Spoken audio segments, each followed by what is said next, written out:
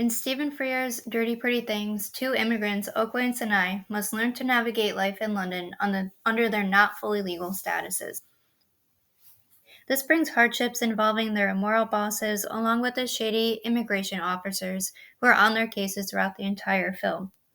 I would like to focus on the acting strategies used to play Oakley and Sinai's characters, which is emphasized by cinematography, in order to effectively portray their underlying anxiety and disconcert while trying to build a stable life with the odds against them.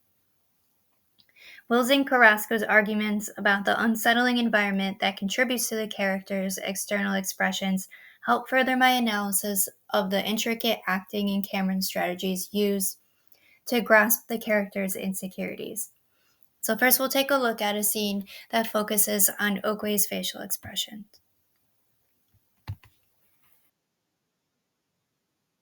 So Oakley urges Juan to call the police after salvaging a human heart from the toilet.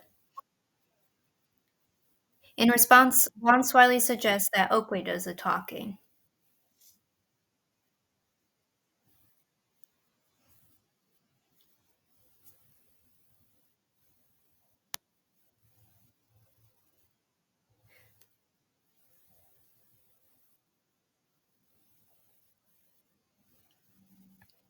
All right, so then here he picks up the phone. With the phone in his hand, Juan begins to question Oakley's background to threaten him into being silent about this messy situation. Your attention is brought to Oakley's eyes, which are the only thing doing the talking now. And the camera uses a medium shot and close framing to capture Oakley's nervous eyes, jolting and watching Juan with the phone.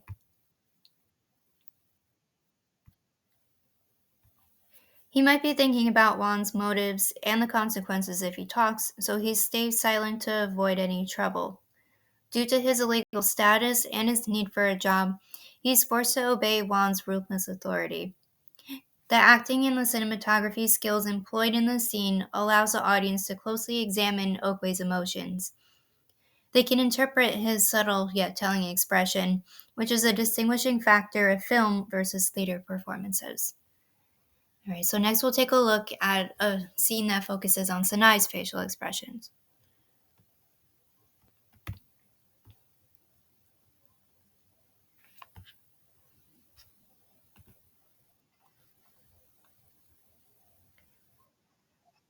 All right, so it begins with Sinai's boss abruptly demanding his workers to go to lunch, and then the camera follows him from behind as he makes his way over to Sinai's station.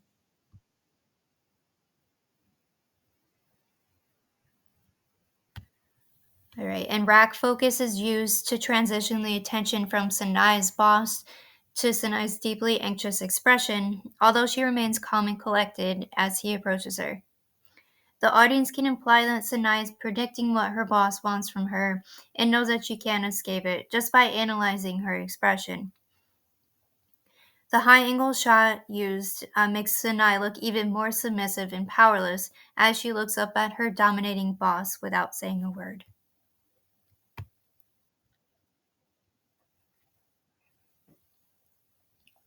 And next, a low angle shot is used as Sinai drops to her knees. And the close framing here captures her morbid facial expression as she's forced to cooperate. Right here.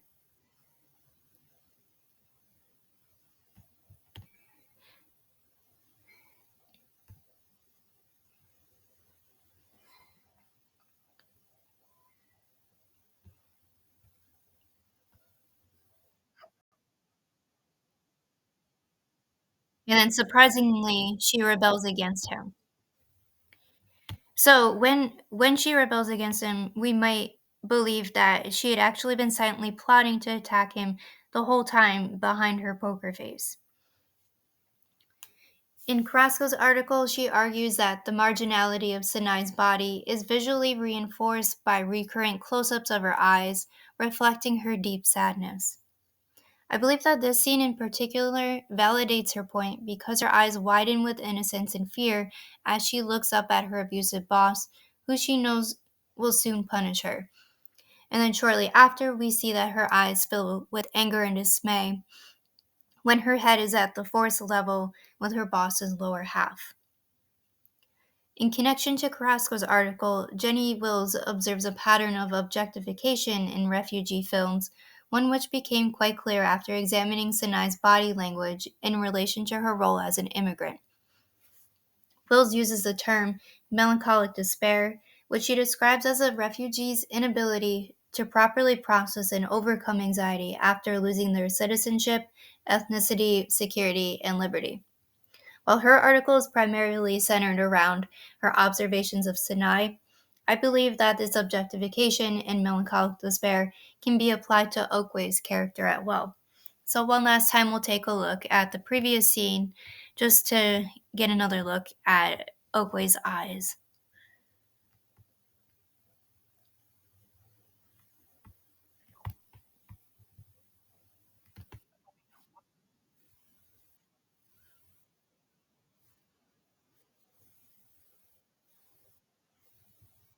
Especially right here. So Oakway is constantly battling the stress of hiding his identity in order to keep himself safe. London sees him as a taxi driver and a hotel service worker. Senior Wan sees him as an employee that's obligated to do his dirty work and keep quiet about his corrupt business. Oakway suppresses his exhaustion, frustration, and his anxiety behind his calm demeanor because speaking out could threaten the little bit of security that he has.